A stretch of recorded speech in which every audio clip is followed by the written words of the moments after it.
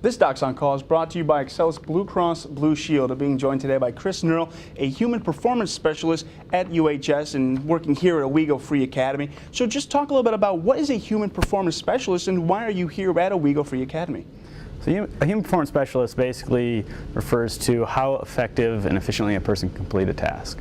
Here at Owego and at UHS, we're specifically talking about athletes and how well they can compete in sports. So what we're doing at UHS, basically there's two programs that we've got going on. One is what we call a bridge program, where we're taking athletes that have progressed through physical therapy but may not be ready to fully return to sport yet. And so we take them and we improve their physical competence and their mental confidence so they can return to that sport appropriately. The other program that we have that we're actually implementing here at Owego is our performance program, where we work with individual athletes or teams of athletes to prepare them for their sport. So basically a program similar to what you'd see for a strength and conditioning program at the collegiate or professional sports setting. I understand there's a lot of injuries that come with a lot of sports, but specifically baseball, how do you go about preventing baseball injuries or treating them?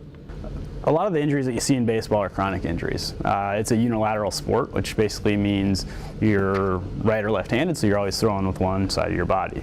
Right? Most people aren't ambidextrous, so you're either right-hand dominant or left-hand dominant. So you see a lot of injuries on one side of the body.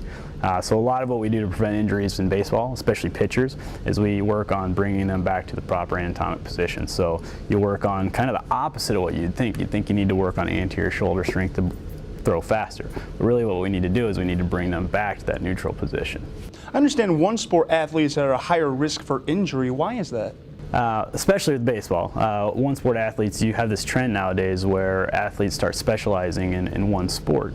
And so instead of playing multiple sports where they naturally come back to that neutral position, they're just continuously going further down into that hole of a unilateral sport.